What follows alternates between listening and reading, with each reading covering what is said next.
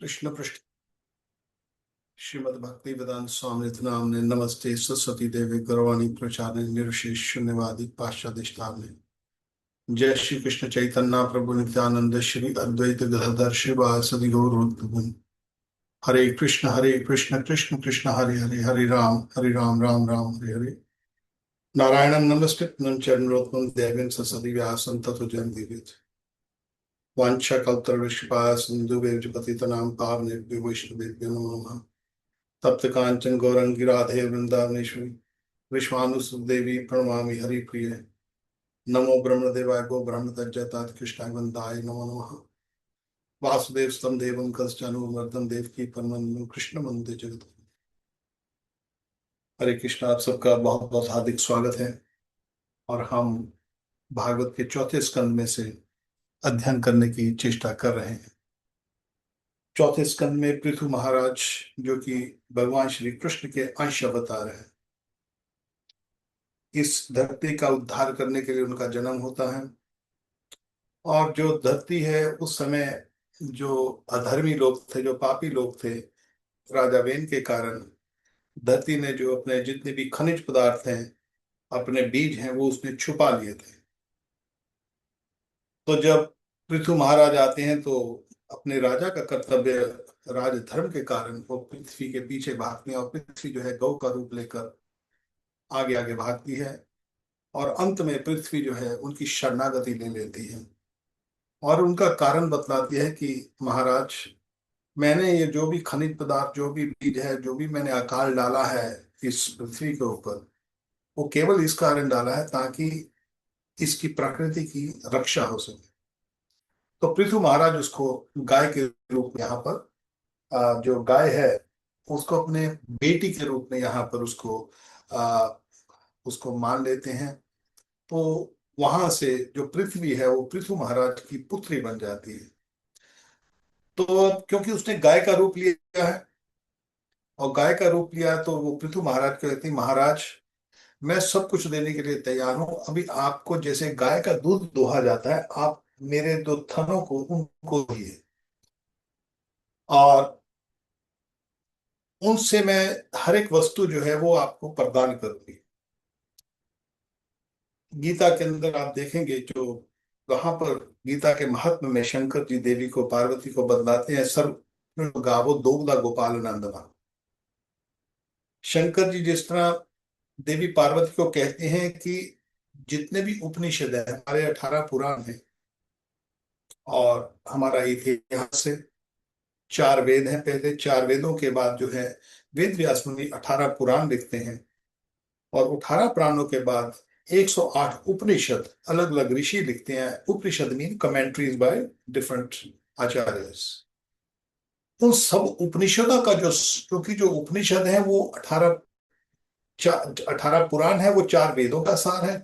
जो 18 पुराणों का सार उपनिषद है, और उपनिषद का जो सार है, शंकर जी पार्वती को जिस तरह बतलाते हैं, देवी सर्व उपनिषदों गावो, ये समझ लो हे देवी की जो सारे उपनिषद है वो गाय के रूप में है। गाय के रूप उसका समझ लो, उपनिषदों को गाय गाय समझ लो। और उस गाय को कौन दोह रहा है? दोगदा गोपाल नंदना, गोपाल नंदन जो श्री कृष्ण है उस गाय को दोहते हैं।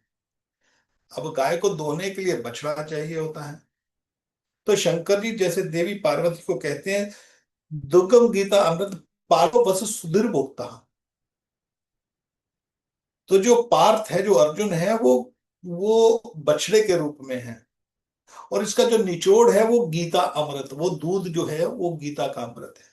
श्री कृष्ण जो कुरुक्षेत्र में जब गीता बोलते हैं, गीता का सारा जितने भी चारों वेद किसी ने ना पढ़े हो, या जिसने चारों वेदों के बाद 18 पुराण भी ना पढ़े हो, या 18 पुराणों के बाद 108 उपनिषद भी ना पढ़े हो, वो केवल और केवल गीता को उठा ले। गीता में सारे चारों वेदों का सार, चारों उपनिषदों का सार, जो 18 पुराणों का सार केवल और केवल 700 श्लोकों में है। वो दूध है। वो दूध कैसे श्री कृष्ण ने निकाला कुरुक्षेत्र के युद्ध में? उन उपनिषदों को गाय समझ लो। और जो अर्जुन के द्वारा वो जो दोहा है, तो वो गीता। उसी तरह अब यहाँ पर जो पृथ्वी कह रही है कि मैंने गाय का रूप लिया है, आप मेरा दूध दुहिए। तो उस समय सब ऋषि मुनि आते हैं, मनु आते हैं, ब्रह्म ऋषि, देवता, दानव, गंधर्व, उन सब पितरों ने, सिद्धों ने, भूत पिशाचों ने सब उस गाय को दोहा।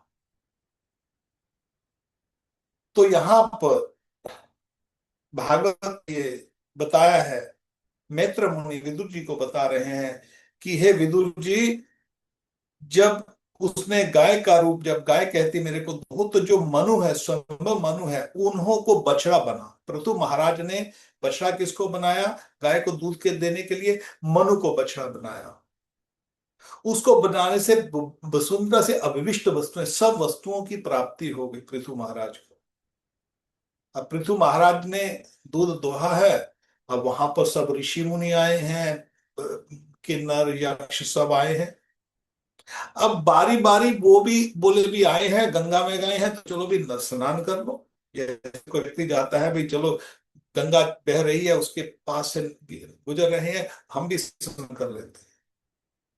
तो उसी तरह ऋषियों ने बृहस्पति महाराज को, जो बृहस्पति देवता है, जो देवताओं के जो गुरु हैं बृहस्पति देव, उनको बछड़ा बनाकर उन्होंने वेद रूप पवित्र दूध को दोहा।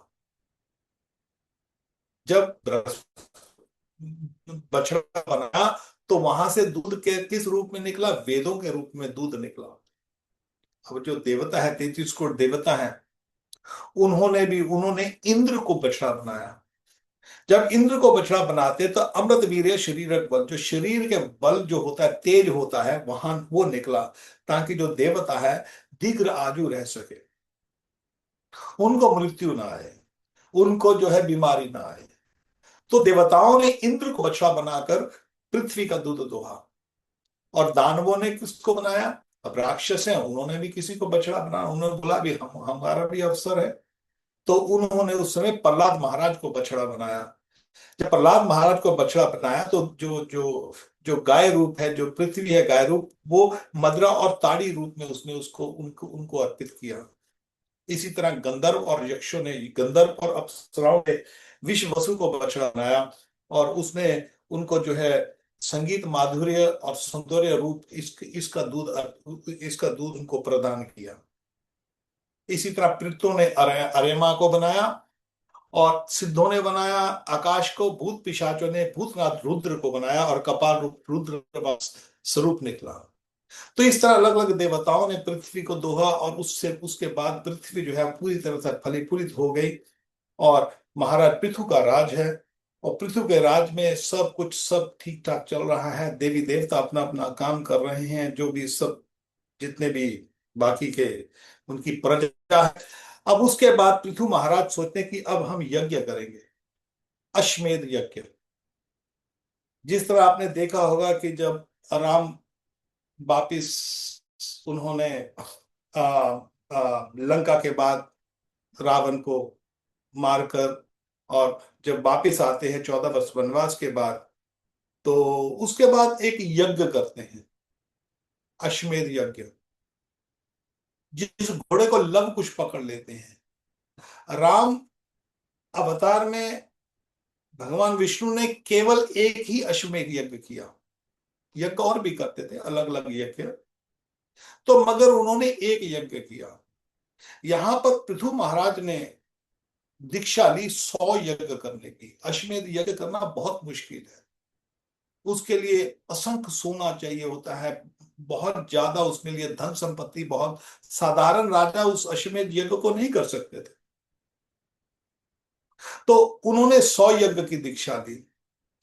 अब 100 यज्ञ की दीक्षा ली, अब 99 यज्ञ उनके पूर्ण हो गए। अब जब 99 यज्ञ पूर्ण हुए तो अब उसके बाद 100वां यज्ञ करने लगे, तो उस यज्ञ का घोड़ा खड़ा था। इंद्र को अपनी चिंता पड़ जाती है। इस संसार में हर एक प्राणी चिंताओं से घिरा हुआ है, यहां तक जो देवताओं का राजा है, स्वर्गों का राजा इंद्र है, उसको चिंता हो गई कि मेरा जो मेरी पोजीशन है, कभी ये पृथु महाराज का ये यज्ञ पूरा हो गया, कभी मेरा राजपाट ना छिन जाए, मेरी प्रभुता, मेरा कंट्रोल मेरे हाथों से ना निकल जाए। इंद्र को अपना डर लगने लग गया। इंद्र ने तुरंत वहां पर क्या किया, एक साधु के रूप में आया। अब ये सतयुगी की कथा है। छल करने के लिए आया, किस रूप में आया ये, जो साधु साधु बनकर आया, और उसने उस घोड़े को चुरा लिया, चुराकर आकाश मार्ग से भागने लग गया। उसी समय अत्रि मुनि, जो कि उस यज्ञ में जो वहां पर प्रेजेंट थे, उन्होंने उसी समय पृथु कुमार, पृथु का पुत्र जो है उसको कहते हैं राजकुमार, अरे इंद्र घोड़ा लेके जा रहा है, पकड़ो घोड़ा लेके आओ, उससे पकड़ के लेके आओ।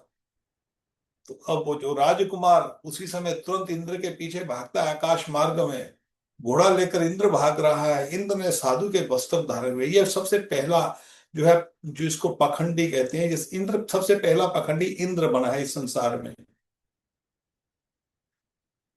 तो वो साधु के रूप में उसने चोरी कर ली घोड़े को और भागता जा रहा है। और राजकुमार जो पृथु का पुत्र राजकुमार, उसने देखा, उसने धनुष चढ़ाया, देखा अरे ये तो साधु है, अरे साधु की हत्या कैसे कर सकता हूं। तो तुरंत वो वापिस आ गया। तो उसी समय अत्रि मुनि कहते हैं अरे नहीं नहीं, ये इंद्र है, इंद्र चोड़ा, इंद्र घोड़ा साधु के रूप में है, जाओ इसको तुम मारो और तुमको हत्या नहीं लगेगी, क्योंकि ये पाखंडी साधु है। जाओ इसको मारो और इससे घोड़ा छीन कर वापिस लेके आओ। तो जब वो मारने के लिए दौड़ा तो इंद्र उसी समय डर कर, इंद्र वास्तव में इंद्र बहुत शक्तिशाली था, जो कि राजकुमार से। तो यहाँ पर मैत्र मुनि जो है वो विदुर को बतला रहे हैं कि उस राजकुमार की पोजीशन ऐसी थी, स्थिति ऐसी थी, जैसे जटायु रावण के पीछे भाग रहा था। जैसे रावण उसको लेके, जो जो सीता को लेके भाग रहा था, इंद्र जब भाग रहा था, उस आप समझ लो कि उसमें इतनी शक्ति थी इंद्र में, मगर उसके कंपैरेटिवली जो राजकुमार था वो इतना शक्तिशाली नहीं था। परंतु राजा के राजकुमार के पीछे अत्रि का आदेश था, और अत्रि मुनि की शक्ति थी। तो इसीलिए जब हम भजन कीर्तन करते हैं तो पीछे गुरु की शक्ति होना बहुत आवश्यक है। तो यहां पर अत्रि मुनि जो है, जब उसको कहते जाओ राजकुमार उसको उसको मार दो तुम, तो जब राजकुमार जाता है तो उसी समय इंद्र उस घोड़े को छोड़कर भाग जाता है, भगौड़ा जिसको कहते हैं, भाग जाता है। तो वो घोड़े को लेके आता है, वापिस आकर फिर उस यज्ञ की जगह का और उसको बांध देता है। अब अश्वमेध यज्ञ है, और अश्वमेध यज्ञ में जो यज्ञ होते हैं वहां पर सोने सोने के जो जो बहुत सोना लगता है कि अश्वमेध यज्ञ में, हम उसमें डिटेल में नहीं जाएंगे, मगर बहुत ज्यादा लगता है। यहां तक अश्वमेध यज्ञ का जो घोड़ा था वो उसको सोने की इच्छा के साथ बांधा हुआ था। अब वापिस उसको सोने की चेन के साथ बोले, अभी अभी ये पिछली बार ये घोड़ा लेके चला गया था बगैर बंधा हुआ था, अब इसको सोने की चेन के साथ बांध दो, ताकि जो इंद्र इसको ले जा ना सके, यहाँ कोई चोर इसकी चोरी ना कर सके। वास्तव में तो चोर सब कर ही नहीं सकता थे, क्योंकि पृथु महाराज इतने बड़े क्षत्रिय राजा थे, साधारण चोर तो वहां पर चोरी करने का साहस ही नहीं कर सकता था, और किसी में शक्ति भी नहीं थी। अब इंद्र देवताओं का राजा है, स्वर्ग का राजा है। अब उन्होंने उस घोड़े को सोने की चेन से बांधा, तो उस समय इंद्र दोबारा आता है। इंद्र दोबारा क्या करता है, कपाल वगैरह जो मुंड माला होती है ना, अरे बड़ी बड़ी जाड़ी दाढ़ी है, जटाएं हैं, भगवा कपड़े पहने हुए हैं, मुंड माला, मालाएं वाला ऐसे आजकल देखना लोग साधु वाधु तो बना दिया, बाद में पता लगता है ये तो पखंडी था। अब उसने उस घोड़े को, इस बार इंद्र आया घोड़ा चुराने के लिए, उसने भयंकर जो है अंधकार कर दिया आकाश में, ताकि उसको किसी को पता ना लगे कि आकाश मार्ग में कैसे घोड़े को दोबारा मेरे को वो ट्रेस ना कर सके, मेरे को वो ढूंढ ना सके। आकाश में अंधकार कर दिया, और इंद्र आता है उस घोड़े को साधु के रूप में, जटाएं हैं, दाढ़ी वाड़ी है, भगवा कपड़े पहने हुए हैं, साधु के रूप में आके उठाकर, इस बार इंद्र क्या करता है कि इस घोड़े को चेन के सहित ही उठा के चोरी करके ले जाता है। अत्रि मुनि तुरंत कहते हैं जाओ राजकुमार, अब इसको मारो दोबारा, ये भागा फिर दोबारा ये आ गया है, ये पाखंडी है। उसका पहला शब्द जो पाखंड है, पाप को खंडन करते हैं जो, यानी रूपाणी जग्रह इंद्र जो है शीर्षा, यहाँ पर अत्रि मुनि कहते हैं राजकुमार को, पृथु के पुत्र जो है पृथु कुमार, उसको कहते हैं तानी पापे से खंडानी लिंग लिख खंड में होचते हैं। इससे पाप का खंडन कर दिया है इंद्र ने, ये पाखंडी है। सबसे पहला शब्द जो है पाखंडी का शब्द यहां से शुरू होता है, जो पाखंड, जो पाप को भी खंडित करते। यहां पर उसने पाप किया, अधर्म को, धर्म को छोड़कर, जो धर्म को, जो जो पाप है उसको, पाप को भी खंडित कर दिया इस व्यक्ति ने, तो इसलिए उसका नाम हुआ पाखंडी। इंद्र जो है पहला पाखंडी निकला, जो कि साधु के भेष में आकर जिसने घोड़ा चोरी किया। और ये कौन से युग में एक पाखंडी, पहला पाखंडी बना? सतयुग में सबसे पहला पाखंडी इंद्रदेव बना। और उसी तरह त्रेता में कौन पाखंडी बना? रावण बनकर आया। रावण साधु का वेश बनकर ले आया। पाखंड कि मैं साधु हूं, और साधु के वेश में। त्रेता के अंदर, सतयुग में एक ही पाखंडी हुआ, त्रेता में भी एक ही पाखंडी हुआ।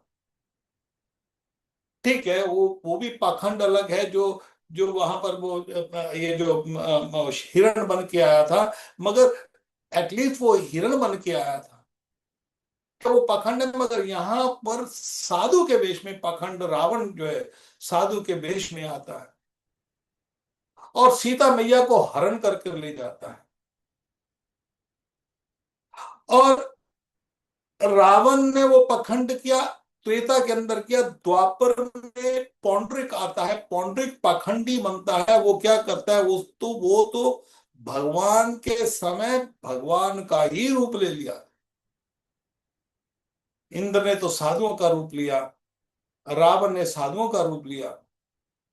पौंड्रक ने क्या किया? पौंड्रक ने तो जो है भगवान का ही स्वरूप ले लिया। पौंड्रक क्या करता था? चतुर्भुज बनकर शंख चक्र पद्म गदा पकड़ लिया हाथ में पौंड्रक ने। पौंड्रक जो पखंडी था, वो यहाँ पर वो मोर मुकुट लगाकर अपनी रानियों को भी उसने अपने नाम, ऐसे सत्यभामा सब नारियों के, रानियों के भी नाम वही रख दिए। और बोलता, अरे ये जो कृष्ण है ना, ये पखंडी है, मैं वास्तव में असली कृष्ण हूं, मैं असली कृष्ण हूं। तो पौंड्रक ने जो है उस समय पाखंड किया। और फिर जो श्री कृष्ण है उस समय, ये कब की बात है? द्वापर की बात है। श्री कृष्ण सामने है। श्री कृष्ण के सामने बहुत राक्षस लोग भी रहते थे।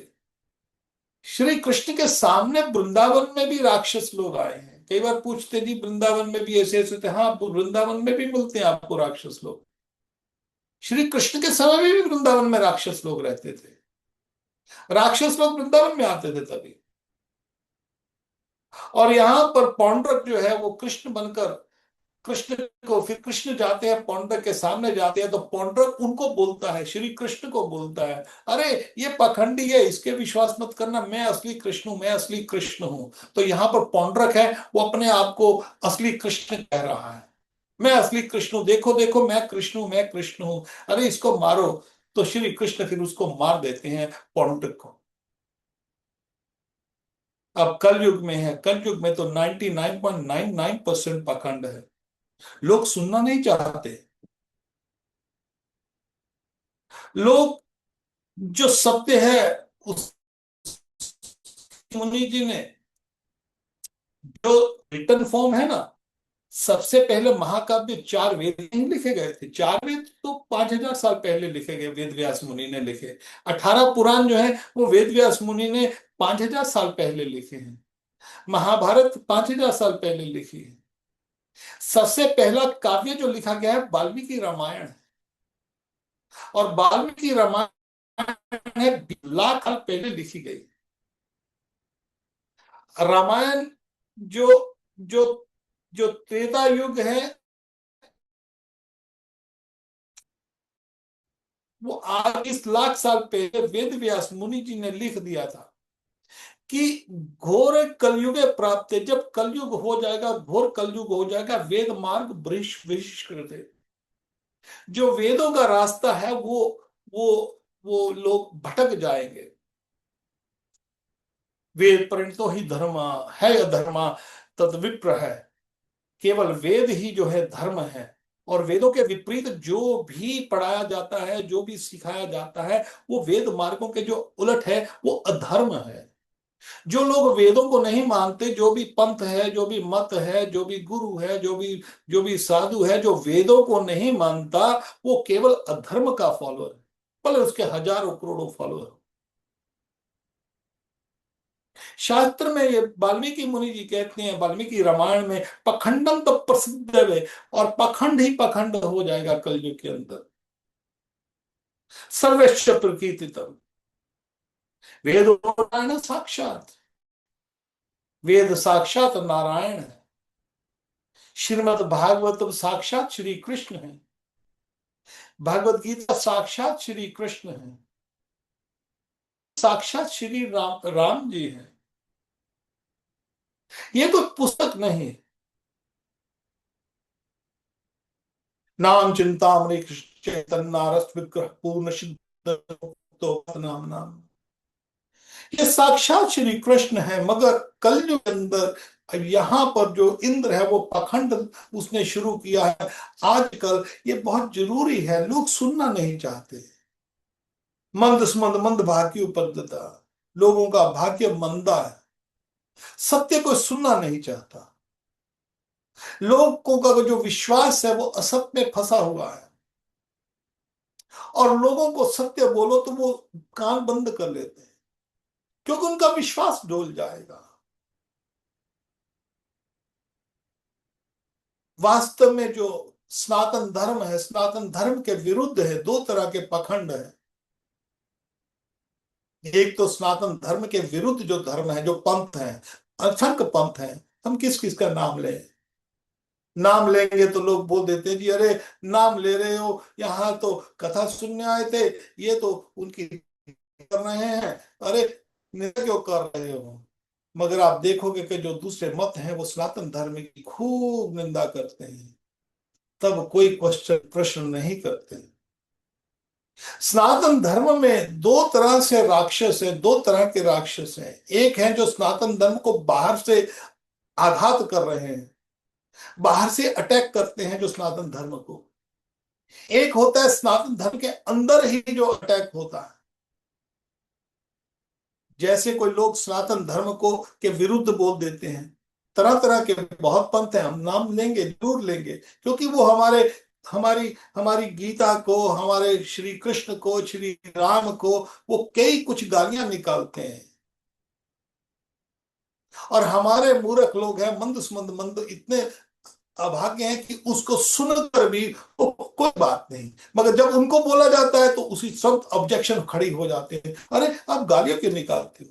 ब्रह्म कुमारी जैसी संप्रदाय, राधा स्वामी संप्रदाय, स्वामी नारायण संप्रदाय, ये आर्य समाजी, कबीर पंथी, सिख धर्म, ये सब सनातन धर्म के विरुद्ध है, सनातन धर्म को नीचा दिखाते हैं। परंतु इसको तो हम देख सकते हैं, इसकी कोई बड़ी चिंता नहीं है। इसको आदमी आराम से संभाल लेता है। जैसे किसी कोई बहुत पत्थर पड़े हो, एक सड़क है, बहुत उबड़ खाबड़ सड़क है, बहुत नीची ऊंची खराब है, वहां पर कितने ही कंकड़ पत्थर है, कांटे हैं, मांटे हैं, आप शू पहन लो आपको पता नहीं लगेगा। तो ये बाहर वाले जो मत हैं, जो सनातन धर्म के अटैक करते हैं, उनको उनको डिफीट करना, उनका उनको उनको उनको मतलब कि उनको हराना, या उनको उनका उनका वाद विवाद कर कर उनका मत जो है खंडन करना कोई बड़ा काम नहीं है। जो गीता पढ़ लेगा, भागवत पढ़ लेगा, चैतन्य चरितमृत पढ़ लेगा, हमारे आचार्यों के ये जो पढ़ लेगा, वो आराम से उसको ऊपर प्रभाव नहीं पड़ता इन मतों का, इन पंथों का। इन पंथों के पीछे जितने भी पंथ हैं, जितने भी ये मत हैं, इनके पीछे केवल वही व्यक्ति जाते हैं जिनको गीता का ज्ञान नहीं है, जिनको भागवत का ज्ञान नहीं है, केवल वही इनके पीछे जाते हैं। सो इनकी इतनी बड़ी समस्या नहीं है। जैसे समस्या, सबसे बड़ी समस्या तब होती है जब आप कंकड़ पत्थरों की सड़क है, वो आप अच्छे से जूते पहन के चले जाओ, कोई प्रॉब्लम नहीं होती। मगर सबसे बड़ा कष्ट देता है जब आपके जूते के अंदर जो थोड़ा सा भी कंकर होता है ना, वो बहुत तंग करता है। इसी तरह जो बाहर वाले लोग हैं वो भागवत को काल्पनिक कहते हैं, रामायण को काल्पनिक कहते हैं कि काल्पनिक है, इमेजिनरी है, ये मिथोलॉजी है। उनकी समस्या, उनको तो आराम से हम उनका तो उनका उनका चैलेंज स्वीकार कर सकते हैं, उनसे कोई प्रॉब्लम है, प्रॉब्लम। मगर हमको वो प्रॉब्लम, हमारे मन को, हमारे चित्त को वो प्रॉब्लम नहीं देगा जब भी आप भागवत का, गीता का आश्रय ले लोगे। सबसे बड़ा डर वो उन लोगों से है जो सनातन धर्म के अंदर रहकर पाखंड फैलाते हैं। जो लोग वो सनातन धर्म को चलने नहीं देते, सनातनी बनकर हम नाम लें, किस किस का नाम लें, समस्या ये है, यहां पर नाम लेने लग जाएंगे तो हमारा, हम 2 महीने उनका एक एक मत का नाम लेने लग गए, एक एक मत की पोल खुलनी शुरू कर देंगे, तो हमारा खुद का जो जो हमारा जो जो भक्ति है उसमें विघ्न आ जाता है। मगर अपनी कथा में कई बार लोगों को सावधान करने के हेतु हम कहते हैं, हमारे पास समय नहीं इनकी इनकी व्यर्थ लोगों की बात करने का। श्री कृष्ण की लीलाओं में और हमारे आचार्य ने जो जो अगाध समुद्र दिया है इस भक्ति का, उसके अंदर हमको उस समुद्र में नहाने के लिए, समुद्र का जो आनंद है, वो आनंद इतना है कि हमारा समय नहीं है, मगर फिर भी अपने गुरु की आज्ञा से, अब जैसे हमारे गुरु जी ऐसी भक्तम स्वामी प्रभुपाद, उनकी आज्ञा से कि तुम प्रचार करो, हम इसलिए करते, नहीं तो हमको कोई जरूरत नहीं है किसी को बताने की। जो नरक में जाता है जाए, हम क्या करें, आप किसी को भी बोलो प्राण, क्योंकि भागवत के अंदर वेद व्यास मुनि जी स्वयं कहते हैं, प्राण अल्पायु सभ्य कला अस्मिन् युगे जना मंद स्मंद मंद भाग्यो प्रदत्ता। ये जो कलयुग है इसमें लोगों का जो बुद्धि बहुत अल्प होगी, आयु बहुत अल्प होगी। सभ्य कालवा अस्मिन् युगे जना, और जितने भी लोग हैं इस युग में जो जो उनका मंद आलसी होंगे, एक तो अध्यात्म जीवन के लिए आलसी होंगे, दूसरा मंद मत्यो, सुमंद मत्यो, वो पथ भ्रष्ट होंगे। पथ भ्रष्ट का अर्थ यहां पर पाखंड को फॉलो करना है, पथ भ्रष्ट होंगे। अंधा थे अंधे रुकने माना, एक अंधा दूसरे कंधे के पीछे लगा रहेगा बस। मंद भाग्य उपद्रवता, और विचलित रहते हैं लोग 24 घंटे। विचलित, विचलित मीन डिस्टर्ब, माइंड डिस्टर्ब रहता है। सुमंद मतों के कारण लोग उस सत्य को सुनना नहीं चाहते। अरे मत मत मत रो, हम तो ये, हमारे तो गुरु जी ऐसे हैं, हमारे तो गुरु, अरे उनको किसी को पता ना, उसको बोलो तुम्हारा गुरु ऐसा ऐसा, ये ठीक नहीं है जहां पर तुम चल रहे हो। अरे अरे ये मत करो मत करो, हम तो सुनेंगे नहीं गुरु जी के बारे में, हमारे गुरु जी तो बहुत बड़े बढ़िया है। अब गुरु जी खूब भोग कर रहे हैं, ऐश कर रहे हैं, मजे कर रहे हैं, मगर लोग अंधे रास्ते से उसी को सुनना नहीं चाहते, तत्वदर्शी के मुख से सुनना नहीं चाहते। ये पखंड है सनातन धर्म में। आज देखते हैं, हम जब बचपन थे तो बोलते थे कि इनमें की माता आ रही है, दुर्गा माता आ रही है, आपने कभी देखा होगा।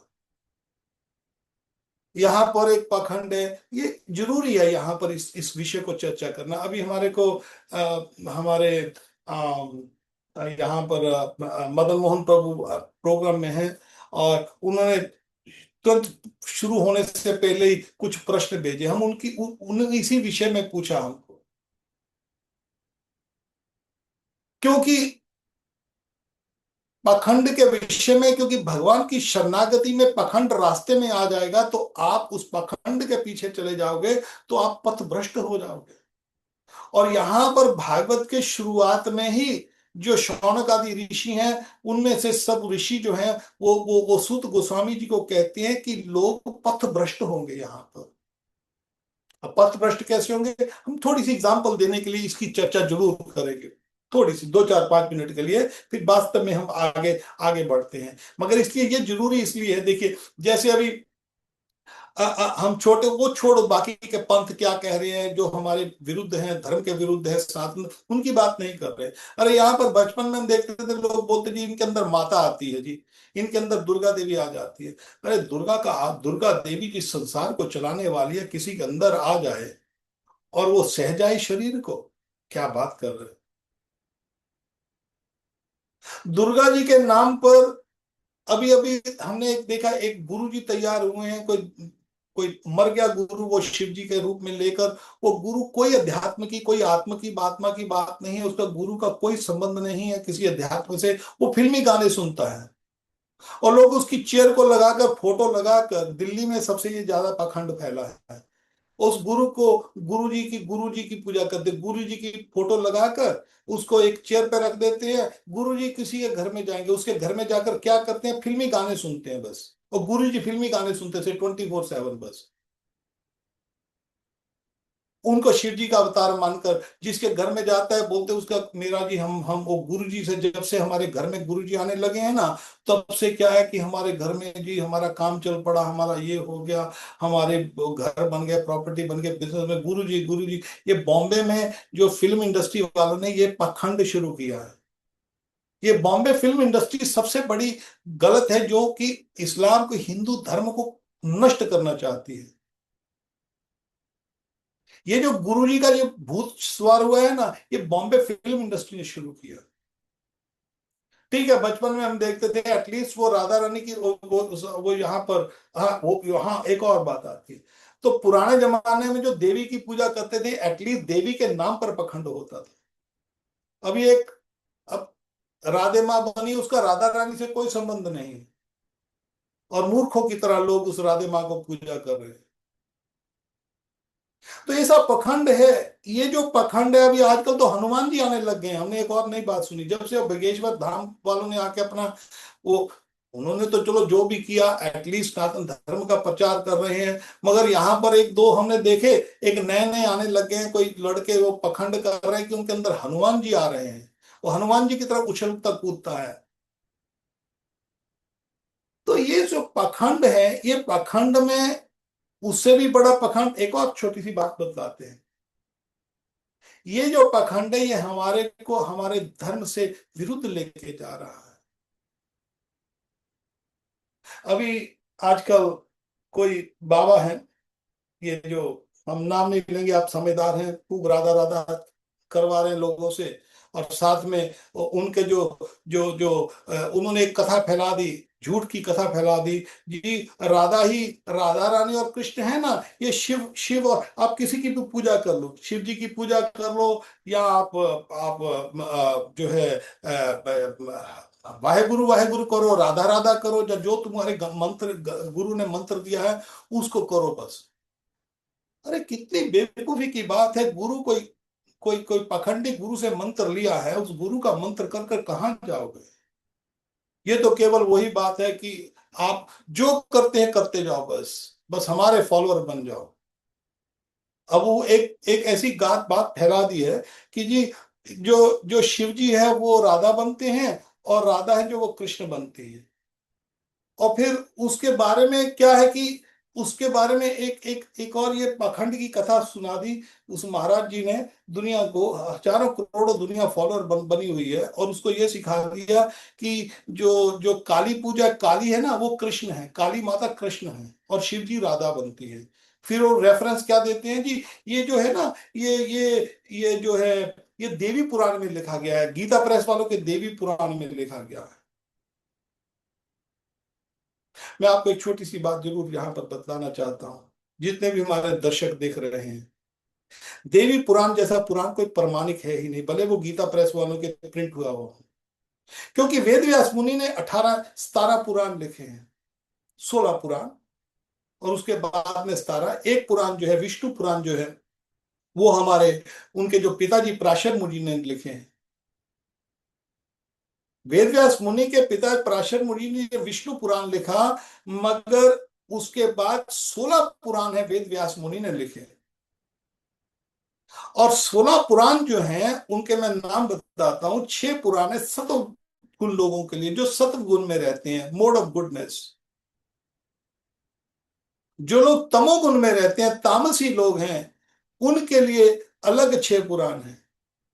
और जो राजस लोग हैं, मोड ऑफ पैशन, उनके लिए 6 पुराण है। 18 पुराण जो है वो वास्तव में जो है, 3 तरह के लोग इस संसार में रहते हैं, जहां तो जो वो सतोगुण में होगा, या रजोगुण में होगा, या तमोगुण में होगा। हर एक व्यक्ति इन्हीं तीनों गुणों के अंदर है। तो सबको गाइड करने के लिए उनके लिए अलग अलग 6 6 पुराण लिखे गए हैं।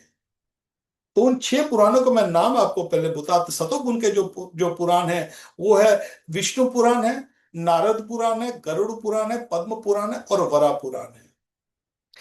विष्णु पुराण तो पराशर मुनि ने लिख दिया शतोगुण के लोगों के लिए। उसके बाद वेद व्यास मुनि ने 4 पुराण लिखे शतोगुण लोगों के लिए, नारद पुराण, गरुड़ पुराण, पद्म पुराण और वराह पुराण। अब इससे तो लोग सतोगुण में रहते हैं अच्छी तरह, उनके लिए तो ये पुराण उनका उद्धार होगा, ठीक है। अब जो लोग राजस गुण है उनका उद्धार कैसे होगा? उनके लिए उन्होंने वेद व्यास मुनि ने ब्रह्म पुराण, ब्रह्मांड पुराण, ब्रह्म वैवर्त पुराण, मार्कंड पुराण, भविष्य पुराण और वामन पुराण लिख दिए। अब ऐसे भी लोग होंगे जो तमोगुण में रहते हैं, मोड ऑफ इग्नोरेंस, उनके लिए कौन से पुराण होंगे?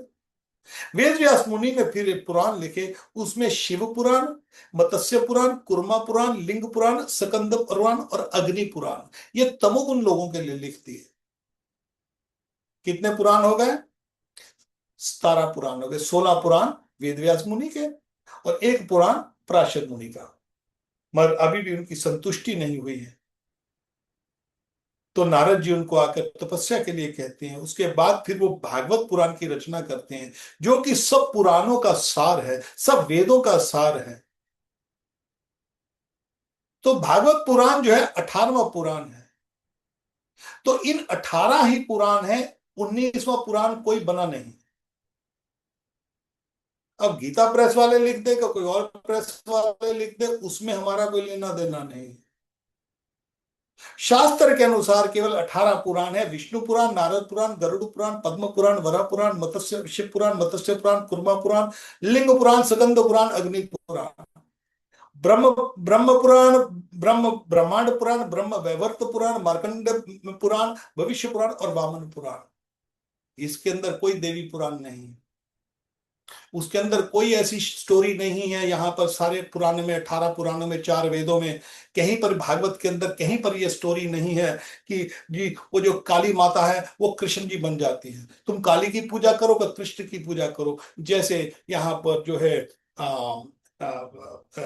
इधर बंगाल में रामकृष्ण मिशन में कहते हैं नहीं, काली की पूजा करो, वहां काली पूजा चलती है।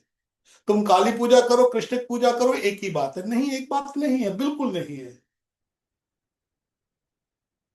यहाँ पर ये जो महाराज ने ये जो पाखंड की जो जो मनगढ़ंत स्टोरी जो है, या मनगढ़ंत देवी पुराण का जो रेफरेंस देते हैं, वो कहते हैं कि जी जावट में जाते हैं तो जहां पर अनन्य घोष या अभिमन्यु है, वो जावट जो है राधा रानी के ससुराल है।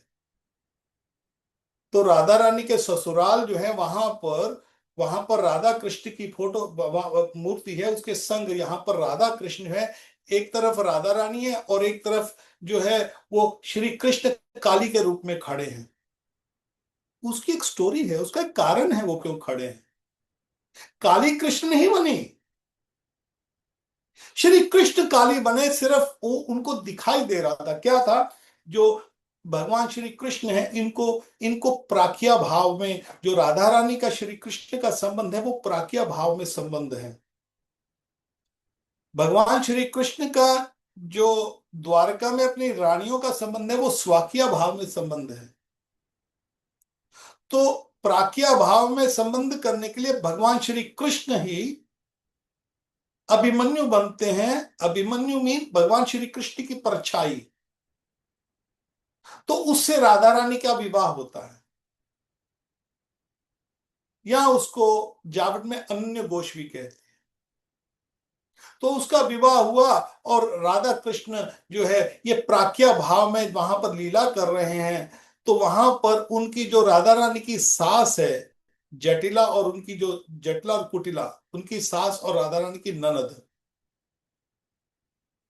श्री कृष्ण राधा को मिलने के लिए आते हैं। तो वहां पर अब उन्होंने देखा कि श्री कृष्ण आए, उन्होंने देख लिया, उन्होंने अपने पुत्र अभिमन्यु को बुलाते हैं, अनन्य घोष को। अरे देखो, हमने पकड़ लिया, राधा जो है ये कृष्ण के संग ये मिलती है। तो अभिमन्यु आता है। अरे जब वो आता है तो सामने क्या देखता है, वहां पर उसको वो कृष्ण दिखाई नहीं देते, वो काली दिखाई देती है। क्योंकि श्री कृष्ण तो है ही वैसे काले सांवले। अब भगवान की ऐसी लीला की तो वहां पर श्री कृष्ण काली बन जाते हैं। जब काली बन जाते हैं तो वो बोलते हैं, अरे देख देख देख बेटा, ये कृष्ण के संग खड़ी है। अरे माँ, अरे बहन, तुम कितने पागल हो, ये कृष्ण थोड़ी है, ये तो मेरी आराध्य देवी काली है।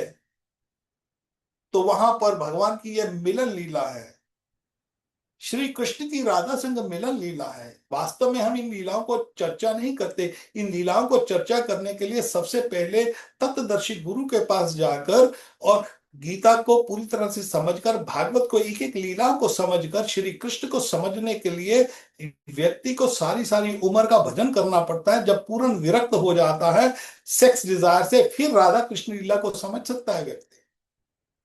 नहीं तो बोलेंगे जी ये तो राधा और सखियां। हाँ, एक और बात याद करता हूं, मैंने एक बार किसी के देखा कि लोग राधा कृष्ण की फोटो अपने बेडरूम में लगा देते हैं।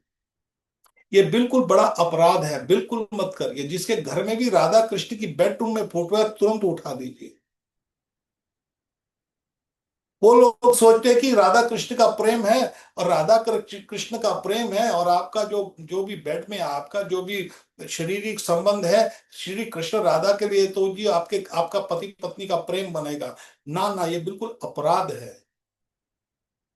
भगवान श्री कृष्ण का राधा संग जो है, वो ये काम वासना नहीं है। काम तो भस्म हो जाता है, काम तो सामने नहीं आता, काम तो शंकर जी के सामने नहीं आ सकता। राधा कृष्ण लीला में कोई काम वासना, बिल्कुल जीरो काम वासना है, उसमें है ही नहीं काम वासना। तो यहां पर अभिमन्यु जो है, जो जो जब देखता है, वो बोलता है, अरे अरे मैं ये तो श्री कृष्ण है, ये तो श्री कृष्ण है। श्री कृष्ण ने दो बार काली का रूप लिया। एक बार श्री कृष्ण राधा के संग निकुंज में बैठे थे, तो ऊपर से गोपियां, वो उसको पता लगता है जटला को, और जटला कुटला भाग के आती हैं, अरे देखती हैं हम पकड़ेंगे श्री कृष्ण को। जब वो आती हैं तो कृष्ण तुरंत वहां पर काली का रूप ले लेते हैं। आप परिक्रमा मार्ग पे जाइए, परिक्रमा मार्ग पे बहुत सिद्ध पीठ है, सिद्ध सिद्ध मंदिर है काली का। वहां पर जब भी आप वृंदावन की परिक्रमा लगाते हैं तो वहां पर शमशान घाट है, शमशान घाट के बिल्कुल सामने काली मंदिर है। वो काली नहीं है, वो श्री कृष्ण है काली के रूप में। मगर काली जो है, काली माता जो है, काली माता भगवान श्री कृष्ण, ये दुर्गा माता, ये बहिरंगा शक्ति है भगवान की। भगवान की तीन शक्तियां हैं। एक अलादनी शक्ति है, जिससे सब गोलोक धाम और बैकुंठ चलते हैं।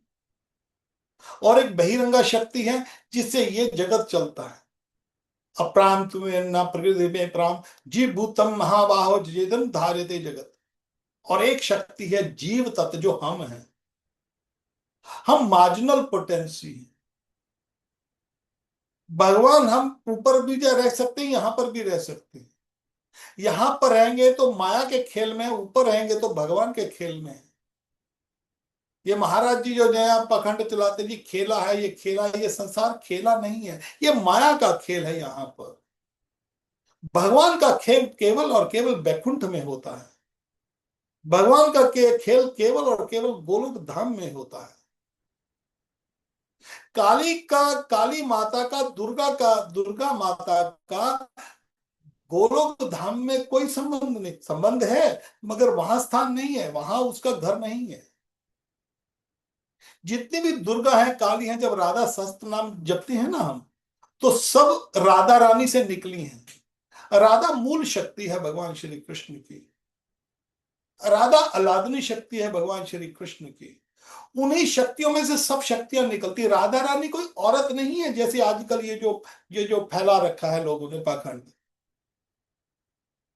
राधा रानी भगवान की अलादनी शक्ति है। उस शक्तियों में से जो एक एक कण है, एकांश न स्थितो जगत, ये जो जगत है, अप्रांति अप्रांस्तेन्यम प्रकृति प्रकृति वेद पराम, जीव भूत महाज्वाहो जजेदम दारिते जगत। श्री कृष्ण कहते हैं अर्जुन को, हे अर्जुन, ये जो अपरा जगत है ना, ये वास्तव में ये इंफीरियर क्वालिटी है, निकृष्ट जगत है, नीचा जगत है, घटिया क्वालिटी का जगत है। अप्रांत प्रकृति वेद पराम, एक परा जगत है, जो उत्कृष्ट जगत है, जो सुपीरियर जगत है। जीभूतम महाबाहो जिजेदम धारयते जगत।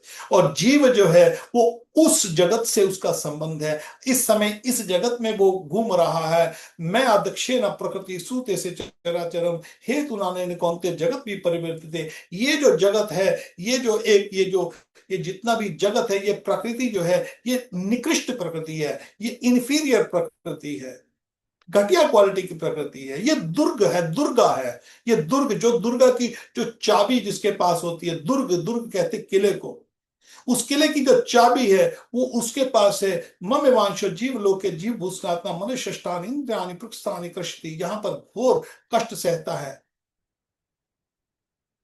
दैवी है गुण में मम माया धृत्याया। ये जो दैवी है गुण में, ये गुण में माया है, ये बहुत धृत्याया है, इससे कोई निकल नहीं सकता। दुर्गा के हाथों में आप देखते हो त्रिशूल है, शंकर जी के हाथ में त्रिशूल है। त्रिशूल क्या है? सतोगुण तमोगुण रजोगुण, ये त्रिशूल है जो जीव को 24 घंटे इससे इससे पेश करते हैं। और दुर्गा जो है, दुर्गा केवल एक, जो दुर्गा, जो शंकर जी की पत्नी देवी, जो देवी दुर्गा जो है, वो इस दुर्ग की स्वामिनी, या आप उसको ये समझ लीजिए वो चाबी उसके हाथ में है। भगवान कहते हैं कोई भी उसके चंगुल से छूट नहीं सकता। ममे भी अप्रपद्यन्ते माया में ताम त्रंतित। केवल वो व्यक्ति जो मेरी पूर्ण शरणागति लेता है, केवल वो ही इस दुर्गा के हाथों से निकल सकता है। दुर्गा एक पुलिस ऑफिसर है, और राधा रानी अपनी उसकी उनकी स्वामिनी, उनकी वहां पर पटरानी, राधा सखी, वहां पर सखी नहीं, उनका तो सब कुछ राधा रानी लादनी शक्ति है। उसका और दुर्गा जी का कंपैरिजन नहीं है। ये मूर्खता है कोई ये कह देता है जी जो काली है वो कृष्ण बने थे। ये मूर्खता है, महामूर्खता है ये। जा शंकर जी जो है वो राधा बन जाते हैं। और ऊपर से भी बड़ी मूर्खता है, ये मनगढ़ंत ग्रंथ है, ये प्रमाणिक ग्रंथ की सभ्यता नहीं है। ये पाखंड के ऊपर हम चर्चा करें आज। थोड़ी सी और बात जरूर बोलना चाहूंगा, एक और बात बोलना चाहूंगा, क्योंकि अभी पाखंड का जो है प्रसंग शुरू हुआ है। तो इस पाखंड के प्रसंग को बताने के लिए हम यहाँ पर जो है, केवल हमारा उद्देश्य अवगत कराने का है, जो लोगों को केवल नॉलेज देने का। बाकी आपको यथा इच्छा सी तथा करो। भगवान श्री कृष्ण को जब ज्ञान देते हैं, बाद में कहते हैं तुम, अभी हमने बता दिया, तुम जो मर्जी करो। आजकल सबसे बड़ा काम चल पड़ा है, लोग सीधा राधा राधा राधा राधा करने लग गए हैं। और वहां पर वो किस ग्रंथ का वो देते हैं व्याकरण? श्री राधा रस सुधा निधि। आपको राधा वल्लभ संप्रदाय जो है, उनमें से जिसमें से प्रेमानंद जी संबंधित है, राधा रसुदा निधि जो है, वास्तव में राधा रसुदा निधि जो है वो वहां पर, ये जो आप उसके प्रमाण है, हम एक स्पेशल उसके ऊपर वीडियो बनाने बनाने वाले हैं। क्योंकि राधा रसुदा निधि में जो 94 श्लोक, 95, 96, 97 श्लोक है, वहां पर राधा नाम की महिमा है। मगर वो राधा नाम की महिमा राधा राधा कौन कर रहा है? राधा रानी जो है इतनी महान शक्ति है, आप उसको सीधा राधा करके संबोधित नहीं कर सकते। राधा रानी को जब वो कह रहे हैं वहां पर, हम अभी उसके ऊपर चर्चा करना शुरू करेंगे, केवल इसके ऊपर, तो हम 1-2 घंटे हमारे उसमें निकल जाएंगे। मगर आपको स्पष्टता से बतला देती है, ये श्री राधा रस सुधा निधि बुक है, वो राधा वल्लभी संप्रदाय की नहीं है। वास्तव में राधा बल्लभ संप्रदाय है ही नहीं। आप सुनेंगे तो प्रेमानंद जी स्पष्ट कहते हैं हमारा किसी संप्रदाय से संबंध नहीं है। जो 4 संप्रदाय हैं, उन चारों संप्रदायों में रामानुज संप्रदाय, श्री संप्रदाय, कुमार संप्रदाय, रुद्र संप्रदाय, और हमारी जो ये जो है ब्रह्म संप्रदाय, इन चारों संप्रदायों में वो अपने को नहीं मानते राधा बल्लभी। वो बोलते कि हम संप्रदायों में नहीं, हम संप्रदायों से ऊपर है। तो जब से सृष्टि बनी है, तब से 4 संप्रदाय बनी हैं। 4 संप्रदायों में ब्रह्मा जी ब्रह्म संप्रदाय, श्री संप्रदाय जो लक्ष्मी जी से, रुद्र संप्रदाय जो शंकर जी से, कुमार संप्रदाय चार कुमार, ब्रह्मा जी के चार कुमारों से। और शंकर जी कहते हैं संप्रदाय बहिना मंत्र निष्फल सुमते। जो भी व्यक्ति गुरु इन चार संप्रदायों में नहीं आता है, उससे मंत्र लिया निष्फल, उसका कोई फल नहीं मिलने वाला। अब यहां पर स्पष्ट बात एक और आती है, राधा राधा कौन बोल सकता है? हम जब भी उच्चारण करते हैं तो हमको श्री राधे बहुत आदर सम्मान से बुलाना चाहिए। हम भी राधे श्याम कहते, जब भी राधा श्याम नहीं कहते, राधे श्याम, श्री राधे, जय श्री राधे। हम भी राधे श्याम कहते हैं, हम भी राधा रानी की पूजा करते हैं। मगर राधा रानी को सीधा राधा कहना नहीं, राधा रानी कहना। हमारे सामने ही इधर पड़ी होगी फाइल, अभी वो प्रसंग आया है तो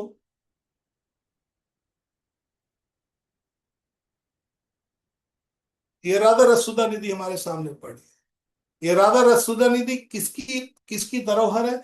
आप देखिए, ये हमारी जो ये राधा रसुदा निधि जो है, जिसमें राधा रानी का विवरण है सारा सारा कुछ, वो प्रबोधानंद सरस्वती ठाकुर महाराज जी की लिखी हुई है, वो हित हरिवंश वालों की नहीं है। हम इसके ऊपर एक पूरा प्रोग्राम बनाएंगे, उसमें टाइम लगेगा हमको, क्योंकि राधा रानी राधा रससुधा निधि जो है, ये जो ग्रंथ है, ये ग्रंथ है राधा रससुधा निधि ग्रंथ जो है, ये 272 पेज का जो ग्रंथ लिखा है राधा रानी, उसमें से 2 पेज इधर से उधर से उठाकर उन्होंने प्रबोधानंद सरस्वती ठाकुर को उठाकर उन्होंने उस ग्रंथ के नाम के ऊपर अपना नाम लिख लिया। ये हित हरिवंश जी की, ये नहीं है उनकी। इसी तरह वृंदावन महिमामृत है, वो प्रकाशानंद, वो जो है प्रबोधानंद सरस्वती ठाकुर महाराज जी की लिखी हुई है। गौड़िया संप्रदाय के ये ग्रंथ हैं। इन गौड़िया संप्रदायों को ग्रंथों को चोरी कर लिया गया है राधा वल्लभ संप्रदाय वालों से। वृंदावन महिमामृत है हमारे प्रबोधानंद सरस्वती ठाकुर महाराज की लिखी है, उसको भी उनका नाम उड़ाकर उन्होंने अपनी प्रिंटिंग कर दी, वहां पर हित हरिवंश कर दिया। और वो भी छोड़िए, हमारे 6 गोस्वामी गौड़िया संप्रदाय के 6 स्वामी रूप गोस्वामी जी ने ग्रंथ लिखा है निकुंज रहस्य तत्व, जो निकुंज की लीला है, निकुंज रहस्य तत्व। रूप गोस्वामी के भी ग्रंथ को उन्होंने उन्होंने उनको चोरी कर कर 3 ग्रंथ तो ये निकाल दिए। एक, अब इसी को कंकॉक्टेड कहते हैं कि ठीक, अभी आपने ग्रंथ चोरी कर लिया किसी दूसरी संप्रदाय के, हमको बहुत कष्ट होता है, हम गौड़िया संप्रदाय से हैं, हमारे गुरुजी गौड़िया संप्रदाय से हैं, और गौड़िया संप्रदाय में श्री चैतन्य महाप्रभु जो है, चैतन्य महाप्रभु जो है साक्षात श्री कृष्ण है। हम गौड़िया संप्रदाय वालों का नहीं है। हम उसके ऊपर पूरा हम 1 घंटे का लेक्चर दे दें, उनमें सारे प्रमाण है किस किस शास्त्र में लिखा गया है कि श्री चैतन्य महाप्रभु साक्षात राधा कृष्ण है। अब उनको उड़ाकर उन्होंने एक और बात कर दी है कि उन्होंने कहा जी पहले तो प्रबोधानंद सरस्वती ठाकुर महाराज के ग्रंथों को अपने नाम पर लिखवा दिया, पहले ग्रंथों को चोरी कर लिया। अब ग्रंथों को तो छोड़ो, अभी बोलते जी प्रबोधानंद सरस्वती ठाकुर महाराज जी जो है ना, वो ही हित हरिवंशी के चेले हैं, हमारे आचार्य को भी चोरी कर रहे हैं, देखिए। और उस इस ग्रंथ में, खैर वो एक अलग इशू है कि जी किस तरह वो प्रभुनाथ सरस्वती ठाकुर स्वामी घाट में मिलते हैं, परमानंद दास जी से मिलते हैं, वो उनको हित हरिवंशी के पास ले जाते हैं जी। और जो प्रभुनाथ सरस्वती ठाकुर है, अरे, और फिर वो कहते हैं जी वो प्रभुनाथ सरस्वती ठाकुर और प्रकाशानंद सरस्वती ठाकुर एक है। तो बहुत ज्यादा कंकॉक्शन की हुई है यहाँ पर। और राधा नाम जो लेते हैं, राधा नाम का अधिकार केवल श्री कृष्ण को है। राधा नाम का अधिकार केवल और केवल सखियों को है, जो राधा रानी की सखियां हैं। जो कौन सखियां हैं? ललिता, विशाखा, तुंग विद्या, रंग देवी, सुदेवी, चंपकलता, ये सखियां अष्ट सखियां हैं। यहाँ भगवान की जो जो जो वहां पर दूसरी सखियां हैं, जो मंजरियां हैं, उनको अधिकार है राधा करके संबोधित करना। यहाँ राधा रानी को केवल उनके माँ बाप उनको राधा कह के बुला सकते हैं। वत्सल्य भाव में भी आप राधा को बुला सकते हैं। कभी राधा रानी को जैसे आप बच्ची के रूप में जो पूजा कर रहे हैं, तो वो राधा हो सकती है। मगर राधा रानी को नंद बाबा कह सकते राधा इधर आओ, यशोदा मैया कह सकती राधा इधर आओ, ललिता सखी कह सकती राधा इधर आओ, कीर्तिदा सुंदरी, कीर्तिदा मैया कह सकती है, कीर्तिदा मैया कह राधा इधर आओ, वृषभानु कह सकते राधा इधर आओ। और आप और हमारे जैसे मूर्ख थोड़ी कह सकते अरे राधा इधर आ। स्वामिनी है, आराधनी शक्ति है श्री कृष्ण की, उसके लिए बहुत आदर सम्मान करना पड़ता है। हमारे जो आ, शास्त्र के अंदर जो आचार्य हैं अपने आप को बहुत निकृष्ट समझते हैं। भगवान जो हमारे जो जो विशेषकर हमारी गौड़िया संप्रदाय में रूप गोस्वामी जो है, सनातन गोस्वामी जो है, वो जब बात करते हैं भगवान श्री कृष्ण की तो वो ये नहीं कहते रूप। अभी देखिए एक और बात बताता हूँ, हमारे में देखते हैं आजकल क्या बोलते हैं गुरु जी सीधे आजकल सखियां बना रहे हैं, तुम सखी बन गए, सखी बन गए, हमको हम राधा की सखियां हैं, हम किसी को नहीं मानते, हम किसी ग्रंथ को नहीं मानते, हम एकादशी को नहीं मानते, हम तुलसी मैया को नहीं मानते, हम तुम क्या कहते हो, हम किसी के परिवार, हम सखी हैं, हम सहचरी हैं, हम राधा की सखियां हैं, ऐसा कहते हैं। मगर जो वास्तव में सखियां हैं वो अपने आप को इस तरह नहीं कहती। जो ओरिजिनल सखियां हैं, जैसे जैसे प्रबोधन सरस्वती ठाकुर महाराज ने लिखा है वहां पर, उसकी भी हम बाद में कभी चर्चा करेंगे कि किस भाव में वो लिख रहे हैं। मगर जो ओरिजिनल सखियां हैं, जैसे सनातन गोस्वामी है, रति मंजरी है, लवंग मंजरी है, वो क्या क्या कहती है जब वो चैतन्य महाप्रभु को कहती है, अभी ये ओरिजिनल सखियां हैं, वो कह रही हैं ग्राम्य व्यवहार कहे पंडित सत्य करे मानी, चैतन्य महाप्रभु अपना हिताय किछु नहीं जानी। चैतन्य महाप्रभु को जो रूप गोस्वामी सनातन गोस्वामी जब मिलते हैं पहली बार, बोलते हैं महाप्रभु, उनको पता ही है राधा कृष्ण है। अरे लोग तो हमको कहते हैं ग्राम्य व्यवहार कहे पंडित, ये जो गांव वाले हैं हमको बहुत बड़ा पंडित कहते हैं, और हम भी इतने मूर्ख हैं, उसको सत्य करी मानी, हम उसको सत्य मान रहे हैं। अविनम्रता से क्या कह रहे हैं, अपना हिताय किछु नहीं जाने, हमारा हित क्या है हमको कुछ पता नहीं है। के आमी के नाम आए, मैं कौन हूं, मैं कहां से आया हूं, मैं इस संसार में क्यों फंसा हूं। ये ओरिजिनल गोपी है जो बोल रही है। अभी ये देखिए इसमें भेद देखिए, अभी जो आजकल जो पखंड चल रहा है ना, हम सखियां हैं, हम सखियां हैं, हम गोपियों हैं, हम किसी की पूजा नहीं करते, हम केवल राधा राधा करते। यहाँ पर वो ओरिजिनल सखियां क्या कह रही हैं ये सुनिए। वो कहती हैं जो जो सनातन गोस्वामी है, रति मंजरी जो है और लवंग मंजरी है, वो कहती हैं कि आमी के नमा, मैं कौन हूं, मैं इस संसार में क्या पाए, मैं यहाँ पर तीन तीन तापों से क्यों जल, यह नहीं जाने के मैंने हित हो, मेरे को तो ये भी नहीं पता मेरा हित कैसे है। विनम्रता देखो कितनी शालीनता है। हमारे कृष्णदास कविराज गोस्वामी वो गोपी हैं, निकुंज लीला में रतन रेखा मंजरी हैं, गौड़ गोदेश दीपिका बताती है रति मंजरी है वो। और जो सही मंजरी है, जो वास्तव में मंजरी है, जो वास्तव में गोपी है, वो क्या कह रही है, वो कह रही है मूर्ख नीच शूद्र मूत्री विषय लालसा, बोलती है कि मैं मूर्ख हूं।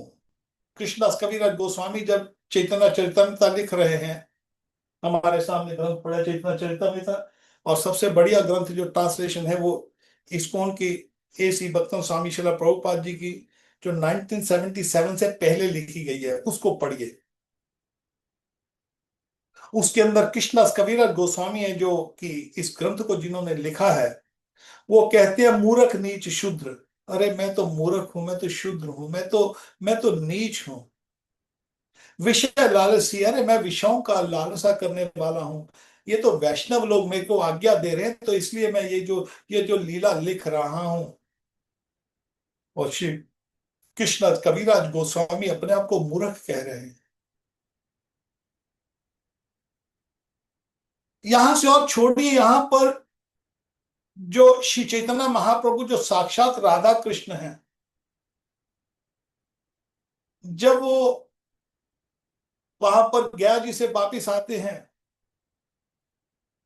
और गया जी से वापस आकर कहते हैं कि अरे की ब मंत्र देला गोसाई की ब तारे बल, ये मेरे गोसाई ने कैसा मंत्र दिया है।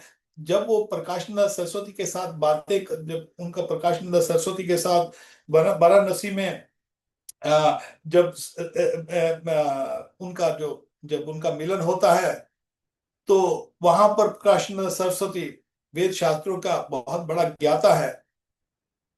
और श्री चैतन्य महाप्रभु को जब वो पूछते हैं, तो चैतन्य महाप्रभु क्या जवाब दे रहे हैं। चैतन्य महाप्रभु ये नहीं कह रहे अरे मैं राधा कृष्ण हूं, मैं ये देखो देखो मेरे साथ कितनी गोपियां आई हुई हैं, सब गोपियां हैं, ये सब वो है।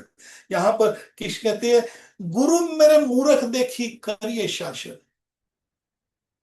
चैतन्य महाप्रभु कह रहे हैं कि मेरे गुरु तो मेरे को मूर्ख देख रहे हैं, मैं तो मूर्ख हूं। तो विनम्रता, श्री चैतन्य महाप्रभु ने विनम्रता सिखाई है। चैतन्य महाप्रभु ने कभी ये नहीं कहा या अपने शिष्यों को ये नहीं सिखाया अरे तुम सब गोपियां बन जाओ, मैं तुमको गोपियां बना रहा हूं, तुमको सखियां बना रहा हूं, टोकन दे देकर दीक्षा दे रहा हूं। ये चैतन्य महाप्रभु ने नहीं सिखाया। चैतन्य महाप्रभु ने एक बात सिखाई हम सब के लिए। वो कहते हैं त्राणदपि सुनी चेन तरो रूपी सहिष्णा मानी न मान देन कीर्तनीय सदा हरि। कौन कौन भजन करेगा श्री कृष्ण का।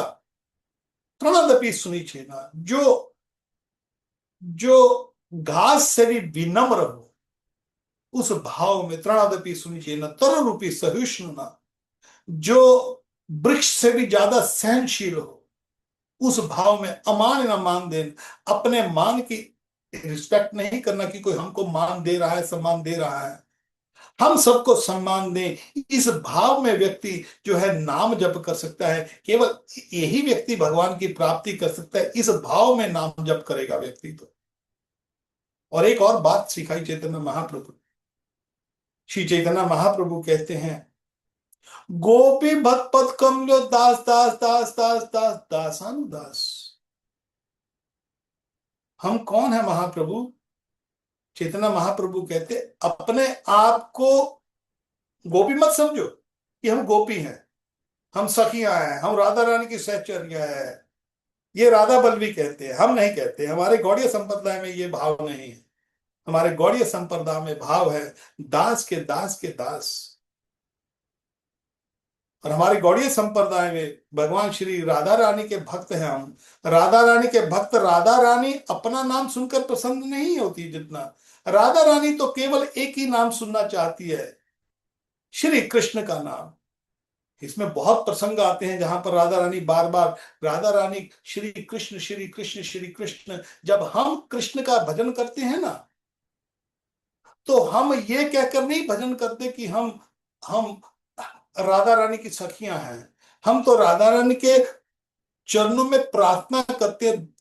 चैतन्य महाप्रभु ने जिस भाव से हमको सिखाया है गोपी पद कमल दास दासानु दास, हम वो मंत्र श्री राधा रानी को सुनाते हैं। हम राधा रानी के, हमारे गुरु जी ऐसी भक्तिवेदांत स्वामी प्रभुपाद, जिन्होंने इस्कॉन का सारी संसार में प्रचार किया श्री कृष्ण भक्ति का, उन्होंने हमको ये सिखाया है कि हम राधा रानी के भक्त हैं। मगर राधा रानी के भक्त किस भाव में, हम राधा रानी को श्री कृष्ण नाम सुनाते हैं ताकि राधा रानी प्रसन्न हो श्री कृष्ण का नाम सुनकर। श्री राधा रानी किसी और का नाम नहीं सुनना चाहती। और राधा रानी जब कृष्ण का नाम सुनती है तो श्री कृष्ण को कहती है अरे देखो देखो ये भक्त मेरे से भी महान है, ये आपका नाम जप कर रहा है। राधा रानी कृष्ण के नाम से प्रसन्न होती है। राधा रानी राधा राधा से भी प्रसन्न नहीं होती, इतना कृष्ण नाम से प्रसन्न होती है।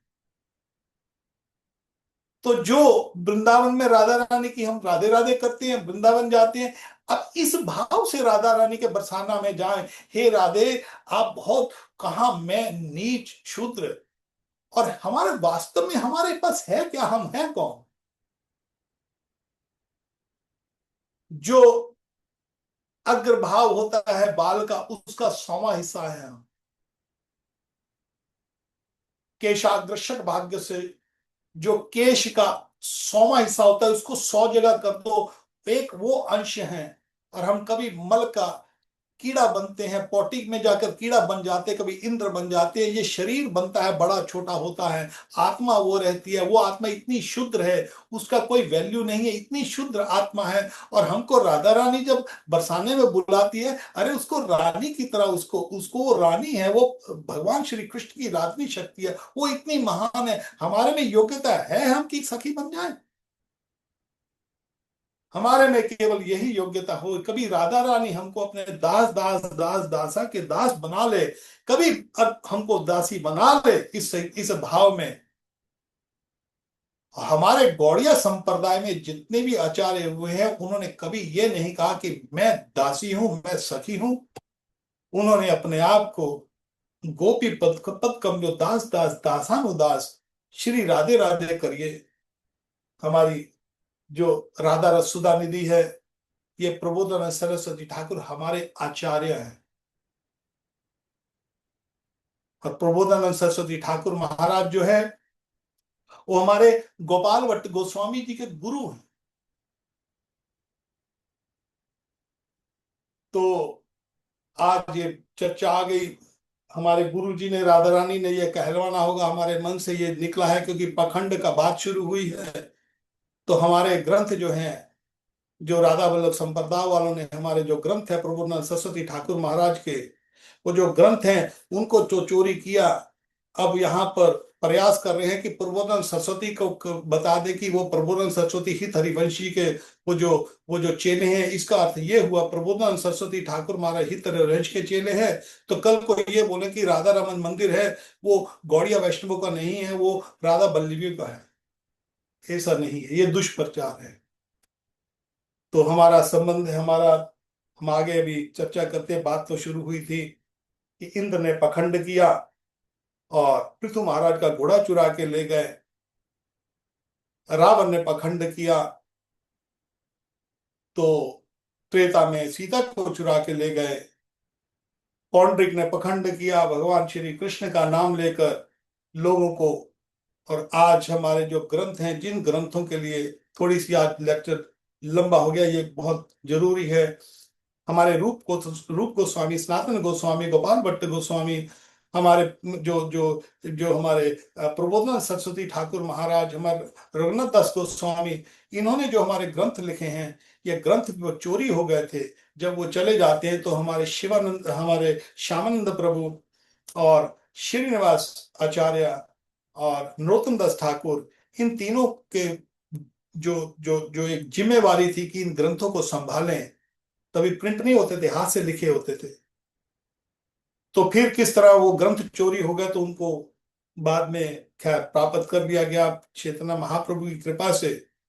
तो हमारा निवेदन है कि आज हमारे गौड़िया संप्रदाय के ऊपर भी ये विपदा है, हमारे ग्रंथों को चोरी किया जा रहा है, और उनके बल के ऊपर वो उनको अपना राधा राम का नाम सिद्ध करने की चेष्टा कर रहे हैं। ये अपसंप्रदाय है, हम इसका खंडन करते हैं। और अपने गुरु जी के चरणों में रहते हुए, हमारे जो आचार्य हैं प्रभु सरस्वती ठाकुर महाराज के और हमारे षट गोस्वामी के और उनके, हाँ, यहाँ पर एक और कुछ गौड़िया संप्रदाय में श्यामानंद परिवार से वो उठे हैं और उन्होंने भी इस बात का खंडन कर रहे हैं। तो हमारा अनुरोध है कि आप महामंत्र जप कीजिए। राधा राधा नाम जो है वो केवल श्री कृष्ण को अधिकार है। ये हमारे जो है अधिकार जो है, ये उनको, जो उनके पार्षद है रागात्मिक भक्ति में, उनको अधिकार है। हम रागात्मिका नहीं है, हम रागानुगा में हो गए होंगे। रागानुगा के अंदर हम, हमारे सब आचार्यों ने, यहाँ तक प्रबोधानंद सरस्वती ठाकुर महाराज ने, जिन्होंने राधा नाम की व्याख्या लिखी गई है इस ग्रंथ के अंदर कि श्री कृष्ण राधा राधा कर रहे हैं, मगर स्वयं प्रबोधानंद सरस्वती ठाकुर महाराज जो मंत्र का नाम लेते थे, वो यही मंत्र का नाम लेते थे, हरे कृष्ण कृष्ण कृष्ण हरे हरे, हरे राम राम राम हरे हरे। और साथ में जो राधा राधा का कह रहे थे 94, 95, 96, इन श्लोकों में जो कहा गया है, उस समय वो तुंग विद्या के भाव में थे, इसलिए वो तुंग विद्या सोच रहे थे। उस समय वो प्रबोधन सरस्वती ठाकुर महाराज नहीं दिख रहे थे। तो उस समय वो राधा राधा कह रहे कि मेरे में भी वो भाव आए राधा रानी के प्रति। तो खैर हम आगे और चर्चा करेंगे, मगर यहाँ पर जो है चेतना महा जो पृथु महाराज है उनका घोड़ा वापिस आ जाता है। और घोड़ा वापिस आने के बाद जो यज्ञ कंप्लीट होता है। और अगले सप्ताह हम अभी बाकी का जो है हमारा जो प्रसंग है कि उनके जो पृथु महाराज का यज्ञ कंप्लीट होकर उसके बाद जो भगवान श्री विष्णु दर्शन देते हैं पृथु महाराज को। और पृथु महाराज को फिर वो जो है वो प्रशासन देते हैं, वो बोलते हैं कि चार गोस्वामी जो है, सॉरी, जो ये चार कुमार जो है, सनक सनातन सनंदन ब्रह्मा जी के पुत्र, आपको आएंगे, आपके घर आकर आपको उपदेश देंगे। और फिर उन उपदेशों के बाद जो जो पृथु महाराज है किस तरह वन प्रस्थ लेकर वो वापिस बैकुंठ को चले जाते हैं। तो यहाँ पर किसी का कोई प्रश्न मैं ले सकता हूँ। कुछ प्रश्न मेरे यहाँ पर रह गए हैं। मेरे को हमारे मदन मोहन प्रभु ने आज लेट हो गया थोड़ा सा, मगर उनके जो जो प्रश्न उन्होंने मेरे को भेजे थे मैं उनका पे टच नहीं कर सका। वो मैं आपको अगले सप्ताह बताऊंगा। मगर हमारा आपसे हाथ जोड़कर निवेदन है, हमारे गौड़िया संप्रदाय में राधा रानी की भजन कीजिए, मगर महामंत्र जप करते हुए। और राधा रानी का भी नाम लेना है तो राधे राधे करिए, राधे रानी करिए। उनको बहुत नीच भाव में होकर उनका आदर सत्कार से आराधनी शक्ति की पूजा करिए, बरसाने जाइए, श्रीमती राधा रानी के दर्शन कीजिए, श्री राधा रानी की पूजा कीजिए और उनको महामंत्र सुनाइए, हरे कृष्ण कृष्ण कृष्ण हरे हरे, हरे राम राम राम हरे हरे। निताई गौर राधे श्याम। आज प्रश्न का समय नहीं है, बहुत लेट लंबा प्रोग्राम हो गया, क्षमा कीजिए। और अपने आचार्य के प्रति, अपने स्वामी हमारे गुरु प्रभुपाद जी की कृपा से आप ये महामंत्र का जप करते रहिए और आपका उद्धार होगा। निताई गौर राधे श्याम।